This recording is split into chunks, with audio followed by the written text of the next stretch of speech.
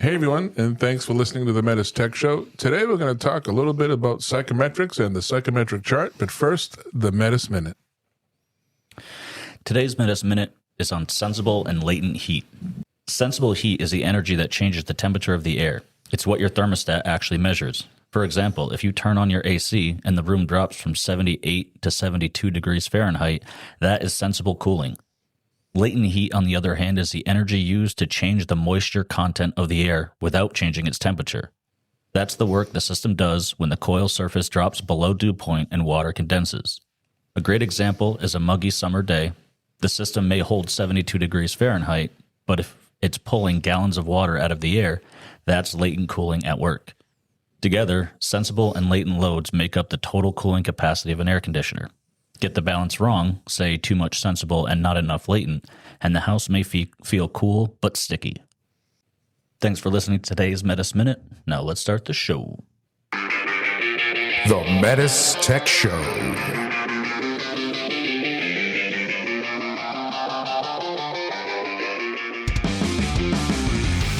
Welcome to the Metis Tech Show, a show for HVAC professionals by HVAC professionals. I like how you guys bounce back and forth between heat pump talk and food talk.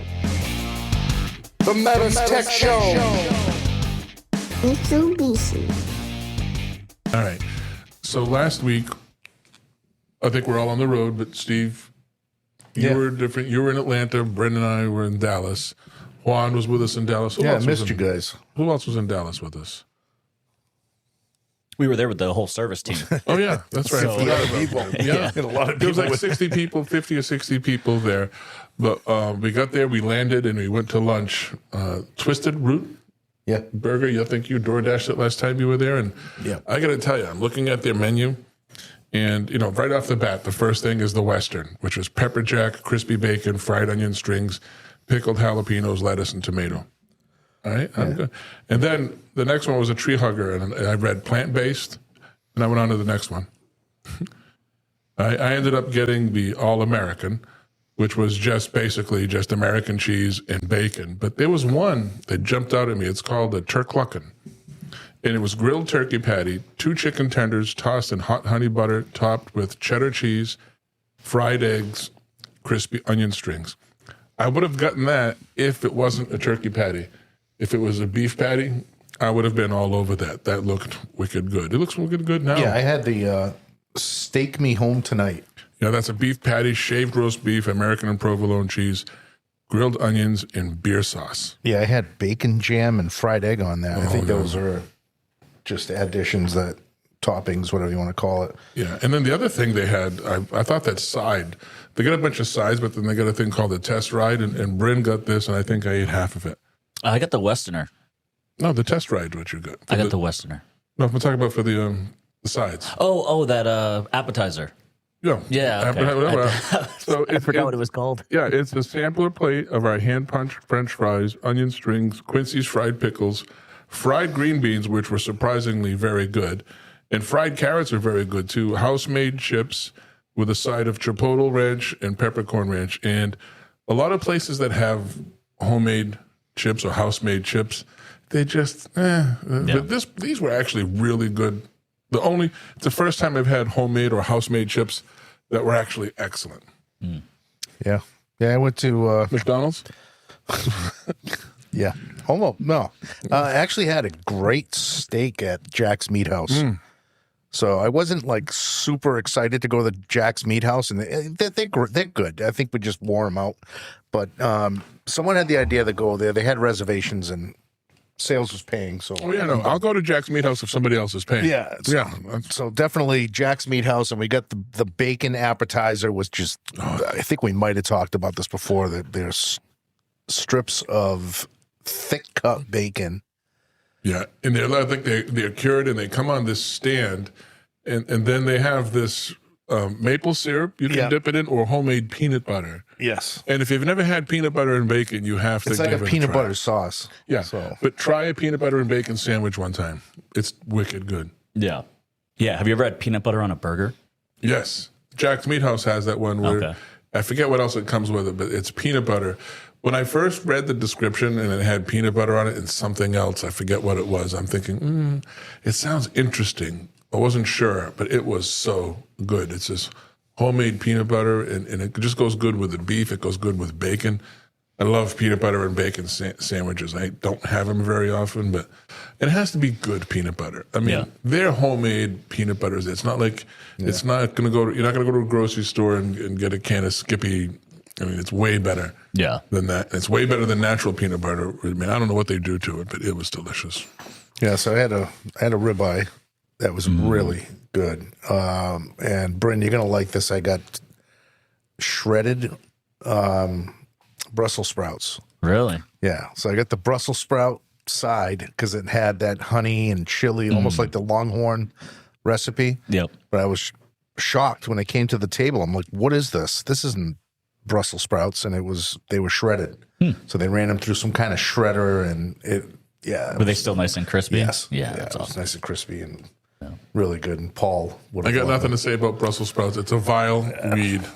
They're disgusting. No, I've had them wrapped in bacon. They still suck. I'm sorry. Can I say that? Yeah. They're not bad. Yeah. They're awful. No one should have them. I actually thought you were going to mention something about there being onions. Oh, involved. no. That's a winter recipe. That's coming soon. Winter Heading into states. fall. Yeah. Yeah, the onions. We'll be busting out onions. But right now I'm on a corn on the cob because it's local in my area. They're harvesting all the time of corn, year. and you get all that beautiful sweet corn. So finishing off the summer with grilled corn. Yeah. It's good stuff. I love grilled corn. Best way to do it. And this time of year is a good. It's a local stuff. It's all ready now. Yeah. It's great. So welcome everybody to the Metis Tech Show. What are we talking about today? Well, you wanted to talk about psychometrics. Crazy. Yes. I thought it'd be interesting. So, full disclosure, at one point in my life, I used to teach this. I used to know a lot more about it than I do now. You know, and I think we mentioned this a few episodes, or at least I did. But the thing that amazes me about the psychometric chart is the foundation for it was developed by Willis Carrier in 1911. No computers, no calculators. The slide rule and paper and pencil was probably all he had, and it's been changed and added to since then. But he came up with it, and it's something that every HVAC engineer will use, and not so much a technician may not need it, but you kind of need to understand how they all go together. Yeah. You need to know. You need to have a general knowledge of the humidity, the dry bulb, and the wet bulb, and how they all tie in together. Because you don't remove humidity, that's a problem. Too much, not enough. So you got to know these things. Yeah. Yeah. So actually the reason why I thought or came up with the idea of talking about this was last week we were talking about the psychometric chart, and when it came to swamp coolers. Mm-hmm. So we're talking about how swamp coolers work in certain areas, but not others, and why that is. So I thought it'd be cool to get involved with that and see what's actually going on there. And a swamp cooler, very basically, is just water flowing and air flowing over the water. Right. So if I have water, and if I have water draining down a coil, and I blow air across that, I'm going to cool down the air. If I have a humid area, like if I do this in Louisiana, the panhandle of Florida, Mississippi, it's not going to work. But if I go to Arizona and do this, it's very dry. It's probably going to work. In fact, I think I told you, my brother used to live in Phoenix. And the first time I went out there, you walk outside and it's like 110 degrees. And he used to say, "Oh, it's a dry heat." I said, "Okay, let's turn the oven to 110 and put a potato in there. It's going to bake. It's going to cook." But he had this PVC pipe, the perimeter of his patio. Yep. And it had these little nozzles on there, and cold water went through it, and it would create this mist. And when you have a mist and water evaporates, and anytime something evaporates, it takes heat with it. So you'd be out there, it'd be 120 degrees, and these mists, this mist, fine mist, would go out there, and it would cool off the air around you.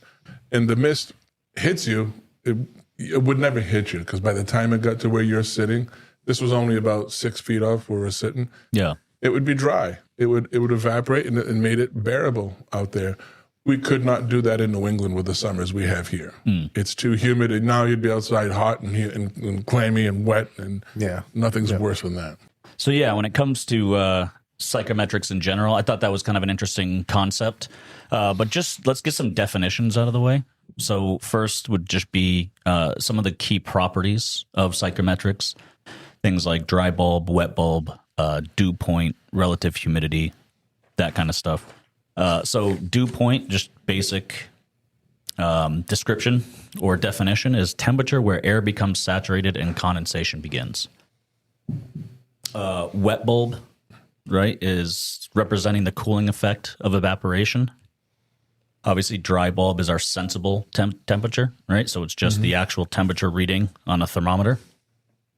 And so these three things kind of play a role in what we do and what we design and how we design and size equipment, because depending on the application, you may want to have something that is better at removing latent heat or something that is more geared towards comfort cooling, where we're focusing more on sensible heat.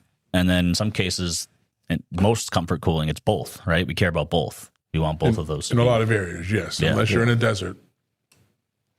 And if you're in a more humid climate, you're more interested in more latent heat, not so much sensible. If you're in a drier climate, then the sensible is what's important to you.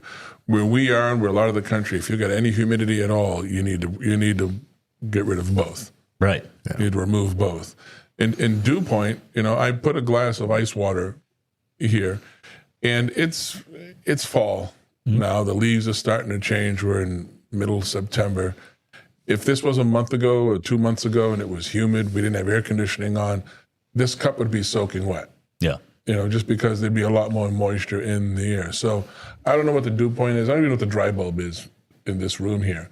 But if I had a psychometric chart and I know any two of these things, and there's a lot of them, there's relative humidity, there's grains of moisture per pound of air, and I forget, cubic foot of air. There's all kinds of things you can get. But if I know any two, I can get anything else. But the dew point here, there's just a little bit of moisture on this glass. It's not so bad. So this glass must be at the dew point. Yeah, I mean, basically, the only way we're getting condensation on the outside of that glass would be that the surface of that glass has to be below the dew point. So the actual surface temperature of that glass would have to be below the dew point for this room. And so now you'd go, okay, well, how am I supposed to know what that dew point is, right? How do I know what the dew point is? Because otherwise, how am I going to know if I'm going to condense? So there's actually a formula, and there's a really formal, specific formula, but there's also like a quick little easy one to do. And essentially what you do is you take the wet bulb temperature, which you can measure with either a sling psychrometer or now they have probes that measure both the dry and wet bulb for the space. Yep. Yeah, right. So you take that wet bulb temperature, and from that you subtract the dry bulb minus the wet bulb divided by 3. So keeping the math simple, if it's 70 degrees dry bulb, 61 degrees wet bulb, you have a temperature difference there of 9 degrees. Over 3 gives you a result of 3, and you're subtracting that from that 61 degree wet bulb. So in that case, your dew point is about 57 or 58 degrees. So you can use that point to go, okay, 58 degrees is my dew point, and what are our coils typically? Between 40 and 45 degrees, right? And so we know that with our coil being 40 to 45 degrees and a dew point of 57 or 58, we are going to condense. There's going to be condensation on that coil, which is good. That means we're removing humidity from the space. Right. Yeah, and if you're in an area like Sergio's our instructor in Los Angeles, he doesn't get a whole lot of dew point. They don't reach a dew point a lot out there. And I like this story because I thought I was telling my wife this weekend. When I go out into the car in the morning, it's covered in dew. It's covered in condensation. I have a sunroof. I know not to open it. Yeah. Sergio was here and he was visiting Boston. He had a car with a sunroof, and he said, "Oh, it's nice. I'll open the sunroof." First stop sign he comes to, all that water just came pouring in on top of him. It doesn't happen. It doesn't happen where he is. It's nice and dry where he is, so that doesn't happen. So it's important to know where you are and when you can open the sunroof. Right? Just saying. Yeah. Yeah, we deal with that kind of stuff all the time. All summer long, it's condensation. Everything condensates. Every glass you have, you get a cup from McDonald's or coffee cup from Dunkin' Donuts or Starbucks, it's going to have condensation on the outside of it because that cold cup compared to the relatively high dew point that we have during these humid summers, it's gonna condense And this is one of the or reasons. condensate. Yeah, one of the reasons why we have to insulate the ductwork when it's in an unconditioned space, why we have to insulate the suction line, in our case, both lines, and why, in a lot of cases, we have to insulate the drain lines. Again, first time I taught a class in California, I was talking about insulating the drains, and they said, why? You go, well, don't your drains sweat? They go, no. That's right. I was actually in the desert. Of course it doesn't sweat. Yeah. But here it does. If I run a drain across an attic or in a basement, and it's going to sweat because it's definitely going to hit the dew point. Right. Yeah. So they have the basic psychometric chart, and that's kind of what people use or go off of to kind of determine where we're at. But essentially, across the x-axis of that psychometric chart is just your dry bulb temperature. And then the y-axis is a measurement of how much humidity is in the space. And so most curves, when it comes to cooling capacity, are in kind of a linear form, where as we drive down temperature with an indoor coil, right, we're going to drive down temperature. We're also going to remove humidity. So we're going to see kind of a linear curve down towards as we go to a lower temperature. Now, there's other equipment, like, say, we have critical cooling like the S-Next, where we're kind of doing both. But what does our system do? Like, what are we supposed to do if we bring that temperature down to where we want to be, but now our humidity is too low? We start to dry out the space. That's where electric reheat comes in, or some kind of reheat comes in. Right. And that's how we control those more critical situations, is we say, let's get that temperature, or that humidity and temperature down. And then if we overshoot our set point, we'll just reheat the air, because the humidity and temperature are both critically important. Right. A little bit different with comfort cooling, but with process cooling, you need to be specific about both measurements. And so we use the coil to either bring down temperature or bring down humidity, or do both just in the process of cooling, and then use a reheat to basically move to the right across that x-axis, where we're staying at the same humidity, we're just increasing dry bulb temperature. Right. And a lot of times I want to remove just the humidity and not necessarily lower the temperature. And that's how a dehumidifier works, similar to what you just said. It's got the cold coil and then the hot coil. It puts an evaporator and the condenser right in the same airflow path of air. And that's a data room unit, basically. Yeah. So that's the Liebherr. That's our S-Max precision cooling. And we say precision cooling, that's doing it within a degree. Yeah. It's quite impressive.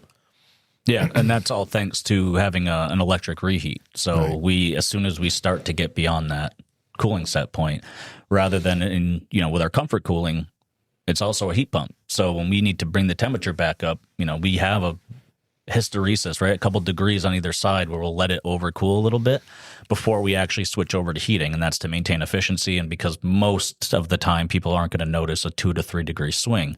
In process cooling, we don't have that option. It has to be a specific temperature. So as soon as we draw low, we'll keep that unit in cooling. We'll shut it down or start to slow it down, and then just use electric reheat so they can run at the same time. And part of that is to be able to still draw humidity out of that space without dropping temp too far. We can use that electric reheat at the same time as the cooling. So wet bulb temperature, we talked about, it's just represents the cooling effect of evaporation. But we historically, they did it with a sling psychrometer, where it was actually like a wick or a piece of cloth over a temperature sensor, and then it was passed through the airflow. And what they discovered, this Carrier gentleman, right, he discovered that by doing that, it's for some reason dropping the temperature on that temperature sensor. So why, just by wrapping it in that wet cloth, do we now all of a sudden see this drop in temperature? It's because we're able to see what the evaporative properties of the moisture in the air, and what actually is happening with that airflow. And anytime something evaporates, it takes heat with it. Right. So, and I had one in my truck, a sling psychrometer, and you have to wet the little wick on the end. You have to swing it around like you're a crazy person. People are looking at you. Now they have digital tools. You don't need that. They have the psychometric chart all on. They just do it for you electronically. Yeah. You can get a program where you type in any two, and it gives you all the rest. It's more stuff than the guy in the truck would ever need to know. But if you're an engineer out there, you definitely know more about this than I do, because most of it. See, the nice thing about knowing even the basics, though, is I'm sure you've been on the service call, or some folks listening have been on the service call where the unit is not performing the way the homeowner wants, right? Something is not performing the way we want. They either feel uncomfortable or they think it's not performing well. And what do we usually do? The first thing we're going to do is just take a delta T. And we could have a proper delta T, but if our airflow is not dialed in, we may not be removing enough moisture. Well, now we have a calculation that's just quick to see, what's our coil temp compared to what my dew point is. And usually that leaving air temperature to the saturation of that coil, it's called an approach temperature. You want it to be about an 8 to 12 degree difference. So you measure your supply air and you compare that to the saturation temp, which we can use TH2 on our equipment because it's right after the LEV. So we assume that to be a saturation temperature. So we can take that TH2 reading, compare it against the leaving air temperature, and we should have about an 8 to 12, typically 8 to 12 degrees for cooling. So by using some of these formulas, we can diagnose, like, is my airflow too high, right? Or is it a ductwork issue? Is it charge issue, right? What is the reason for my coil either being way too cold or way too warm? And at that point, determining, is my airflow adequate? Is it too high and too low? So the interesting thing about wet bulb, and we talked about this before we started recording, is wet bulb will always be lower than dry bulb, except when you get to 100% relative humidity. At 100% relative humidity, dry bulb is wet bulb. Yep. And then you probably have fog. Yeah. It's misty in there. Yeah, it's a little foggy, like a pea soup fog. My old boss used to say when you get to that point, pea soup fog. Yep. So now it comes down to airflow. That was another one I wanted to talk about because airflow obviously plays a huge role in those dry bulb and wet bulb temperatures, and making sure that your airflow is adequate is critical to making sure that your equipment's going to work the way you want it to. And so what I was curious about when I started doing the research for this podcast is, what is the effect on on wet bulb, depending on the airflow? So if we have not enough airflow, what happens to my wet bulb? If I have too much airflow, what happens to my wet bulb? Because we use that calculation in dew point, and we talk all the time about, if your fan speed's not set right, you may not bring down sensible or you may not bring down latent. So how do they all relate? You know what I mean? What are the actual numbers and what happens? Yeah, well, when they first came out with ECM motors, that was the attractive thing behind an ECM motor. It was variable speed. But what it would do, and the one I had in my house until recently, is it would take 10 minutes to get up to full speed in cooling mode, in air conditioning mode. And that coil, that fan would start off with the first, I forget what it was, 2 minutes, 3 minutes. It would be at half speed. So that air is flowing across that coil much slower. That coil's getting nice and cold, and it's removing a lot more latent heat or a lot more humidity at that point. Then it would slowly ramp up. So the first 10 minutes or whatever it was, 10, 15 minutes, I can't remember what it was, that system ran, it would remove a lot of the humidity at that point. And then it evens out, and, in the variable speed, how they were, if they would react to a restriction. So if your filter got dirty and you notice you can now hear your fan and you couldn't before, it's an airflow restriction. So check the filter. Maybe somebody closed too many registers. I remember putting these in these old homes. There were 150-year-old homes, and the ductwork was put in the 50s, right? And you put this in there, and it would sense all those restrictions. You turn it on. And I had this one house in particular. I remember because I knew the family they were friends with my parents, and put a filter in there and turned it on.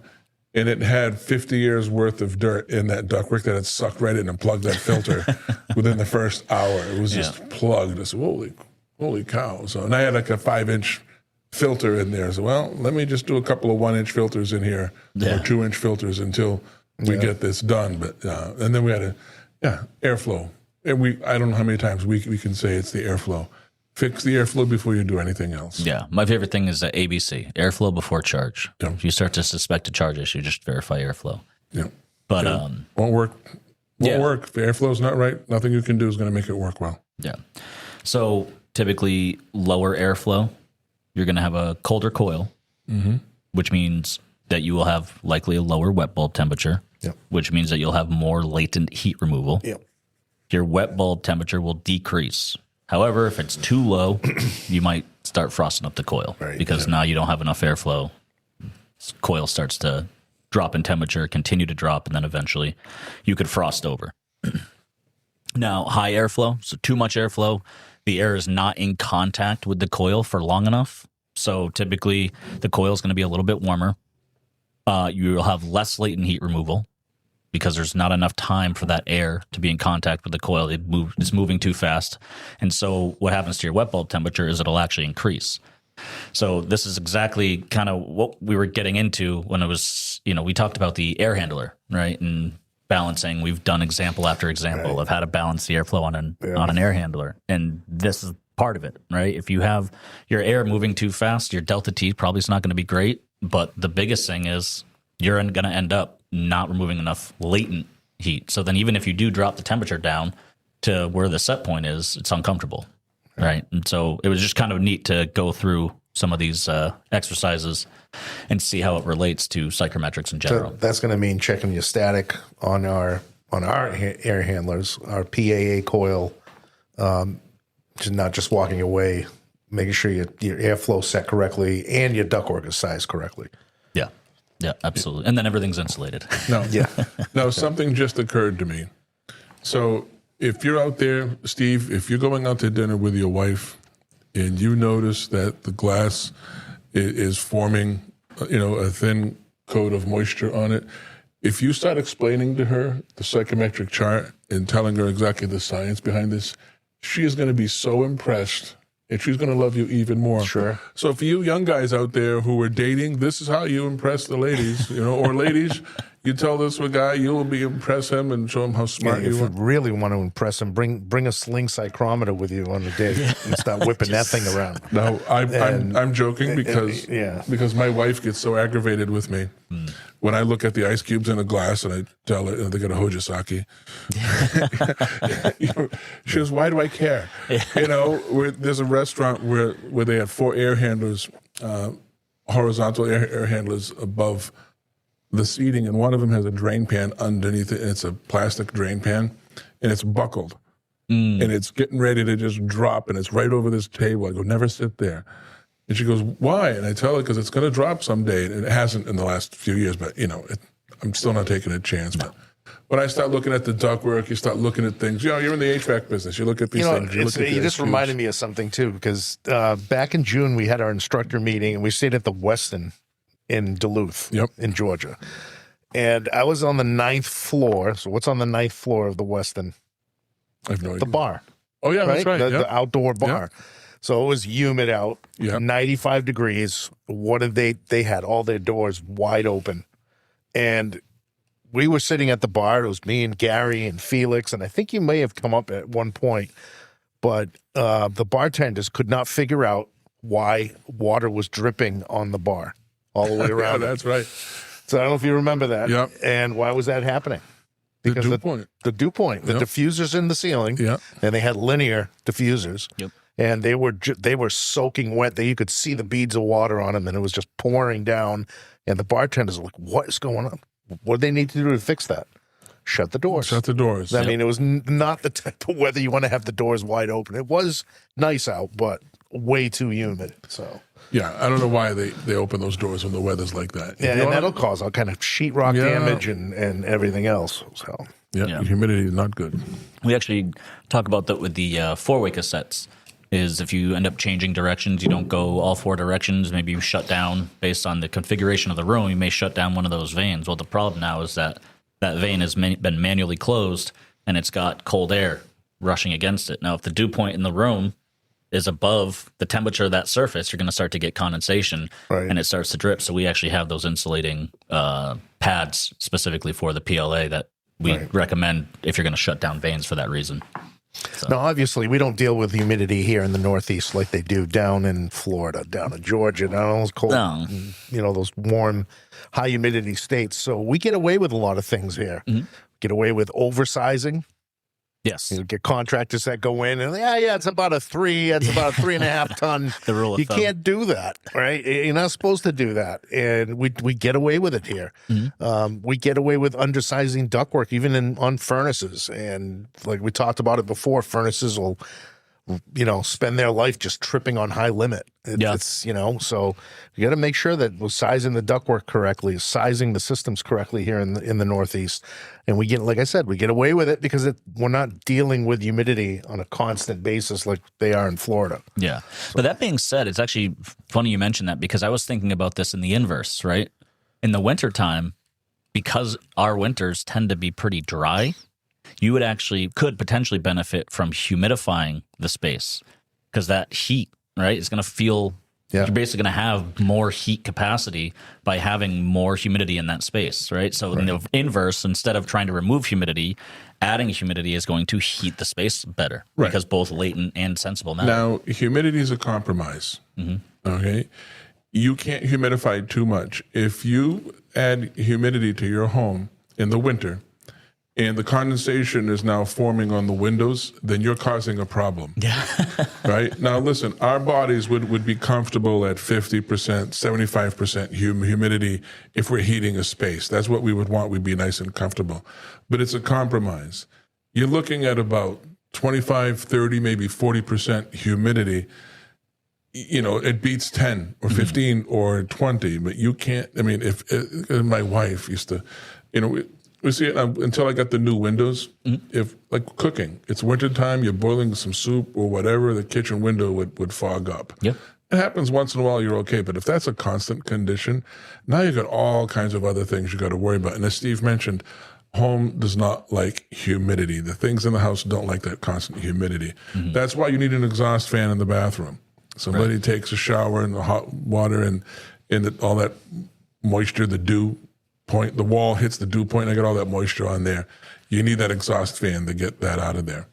Which, by the way, getting back to the wife, she actually ran into the house and told me there's something wrong with the house because my son was in the shower and I go outside and go, what's wrong? And there's steam coming off the roof right where the exhaust is for the bathroom vent. Yep. And I said, no, there's nothing wrong. She goes, that's never happened before, because it happens all the time. In the winter.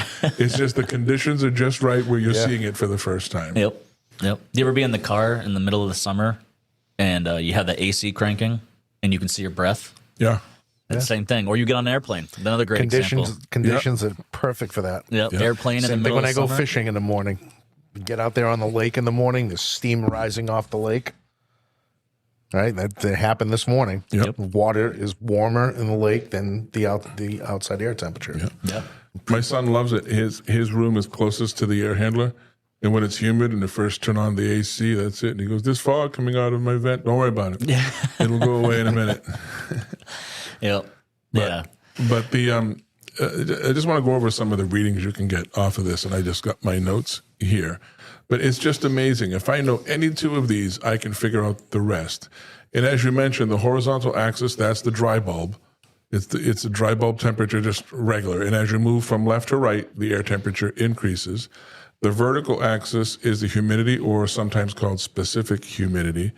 And it's a vertical axis that's on the right. It shows the humidity ratio equal to pounds or grams of water vapor per pound or kilogram of dry air. And as you move up, there's more moisture in the air.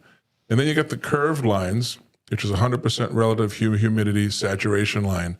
And the curved upper left boundary is where the air is fully saturated and the relative humidity is at 100%. And along this curve, you can get the dry bulb temperature, wet bulb temperature, and the dew point again. And then there's the relative humidity curves, and these are the curved lines that are inside the chart from 10% to 100%, and they show the relative humidity. And it's a relationship, right? And it's moving towards the saturation curve means that the air is wetter, and moving away means that the air is drier. The wet bulb temperature lines you mentioned, it's diagonally, a slightly curved line sloping downward to the left, and the wet bulb is measured with a thermometer, like we said, wrapped in a wick. And you need to know the wet bulb temperature a lot of times. Yes. The dew point is it's basically the temperature at which condensation will form on a surface. And then one that I don't think we'll ever need in here for what we do, but it's the enthalpy line, and it's the total content of energy. And those are diagonal lines, often parallel to the wet bulb, and they show the total heat content, latent and sensible, and it's measured in BTUs per pound of dry air. Yes. I mean, this is just amazing, some of the stuff they get. I love to geek out on this stuff. Yeah. And then you got the specific volume lines, and they tell you the volume occupied by 1 pound of dry air at that condition. So is it a cubic foot? Is it 2 cubic feet? It just, I don't even know how anybody can even think of this. This is just amazing. Yeah. I wonder how much space a pound of air does it take? Pound of dry air. Who cares? Well, the thing is it's probably, if you think about it, that's how our equipment gets engineered. Yeah. Is based on enthalpy curves and where we actually fall in that, and how we get our cooling capacity. When we say that it's a 9,000 BTU head, we're using these calculations to make that determination based on the enthalpy, the difference in humidity versus supply and return. These are all calculations that get made for us to be able to calculate what that actual BTU hour is on that particular coil. So it's pretty interesting. We should have had an engineer on this episode, and we could have watched our eyes glass over as we're talking. Oops, I'm sorry. That's where I set off the camera. All right. Anything else we want to add? Did you already go over the key sound bites here? Dew point, we mentioned that. Wet bulb. I think the 3 that we're going to deal with, it's probably 4 that we're going to deal with the most as technicians. Obviously, wet bulb and dry bulb. Mm-hmm. Relative humidity and dew point. I don't think we need, as techs, we don't think we need to know the other stuff. But those are the 4 that I think it's important I agree. for us to know. You see condensation on a window, whether it's inside or outside. I've actually seen it where it's on the outside too. Again, depending on the conditions. If it's really hot outside and you cool your house way down, and it's hot and humid outside, if you can get that temperature down, I've seen the moisture form on the outside of the windows. Yeah. I mean, I think ultimately it's just another tool in your belt as far as diagnosing airflow in systems and performance. Essentially, is if you think about, at least for me, when I was doing service, most of the time I was just checking a delta T and kind of saying, okay, we're good. But if I was in a situation where that delta T was either borderline or low, or it was high, but it was satisfactory, but the customer was still upset, that's where I hit my wall, where I'm like, I don't know what else to do. I've got a good delta T. I don't know why it's not cooling. Well, now we have some other things we can do. Well, let's check and see where we're at as far as how much latent heat are we removing? Is this an airflow issue? Do I have other problems? So just another step we can take. All right. Yeah. Okay, I think that covers it for Psychrometrics. I hope we didn't bore anybody. We probably did. Yeah, I know. We probably did. People driving in the trees, falling asleep. Yeah. Hopefully you had your coffee before the episode. It's in morning time. Yeah. You didn't just eat a big 12-inch sub from Subway and now you're tired anyway. Just saying. Do you have like a specific type of coffee that you like?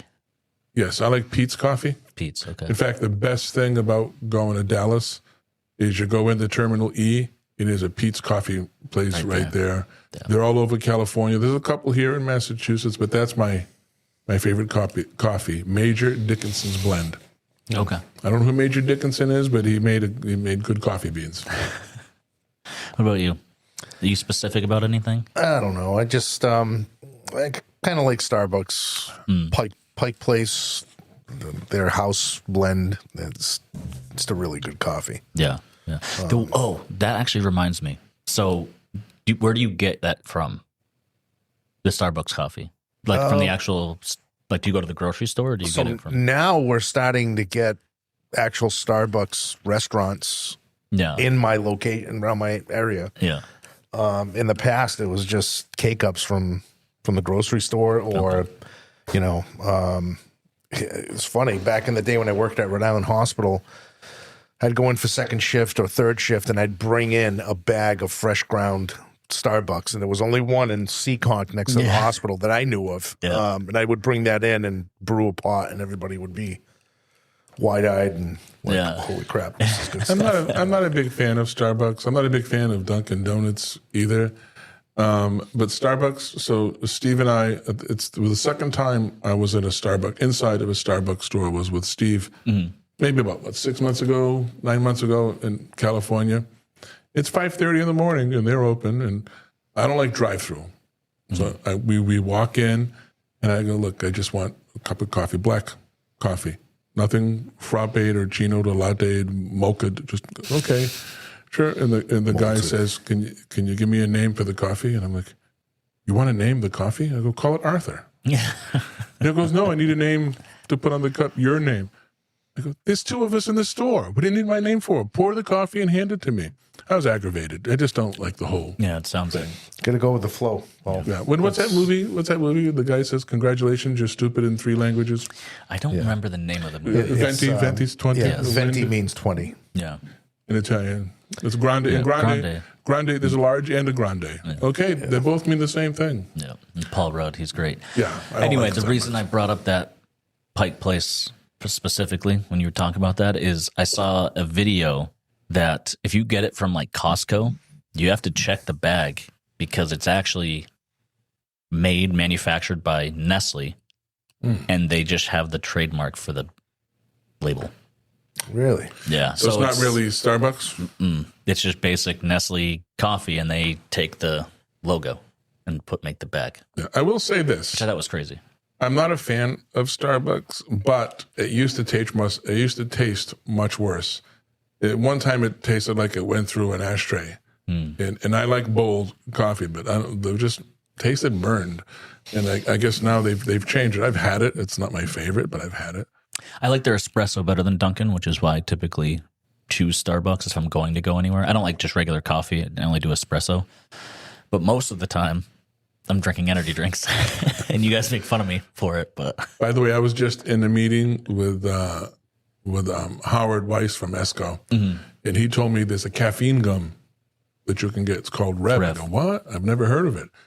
So, because sometimes, you don't want to walk around with a cup of coffee, but I'm not going to find some of this stuff. Yeah, I got some in Dallas last time.